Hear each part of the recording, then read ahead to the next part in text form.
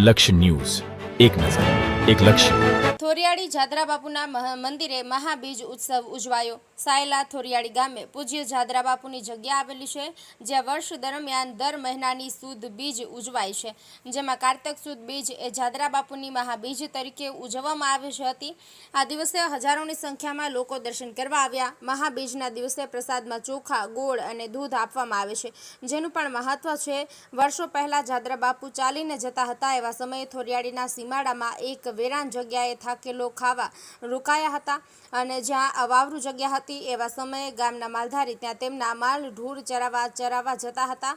જ્યાં જાદરા બાપુ બેઠા હતા ત્યાં આવી ચઢ્યા।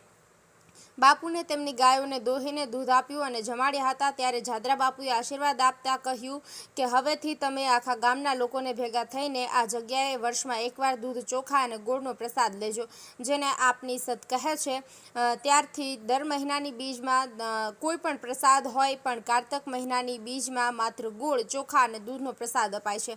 દર વર્ષે જાદરા બાપુની બીજ ખૂબ આનંદથી ઉજવાય છે, પરંતુ આ સંવત કારતક બીજ મહાબીજના દિવસે ભવ્યોત્સવ સાથે રાત્રે સ્ટેજ પ્રોગ્રામ પણ રાખવામાં આવ્યો હતો। જાદરા બાપુના આ આંગણે મહોત્સવમાં અનેક સંતો, મહંતો પધાર્યા હતા, જેમનું સ્વાગત કરીને સ્ટેજ પ્રોગ્રામ શરૂ કરાયો હતો। કારતક સુદ બીજના દિવસે થોરિયાળી ગામના તમામ જ્ઞાતિના પરિવાર કોઈ પણ જાતના વેર ઝેર, અબોલા કે કોઈ પણ વાંધો ભૂલીને એક સાથે પ્રસાદ ગ્રહણ કરે છે।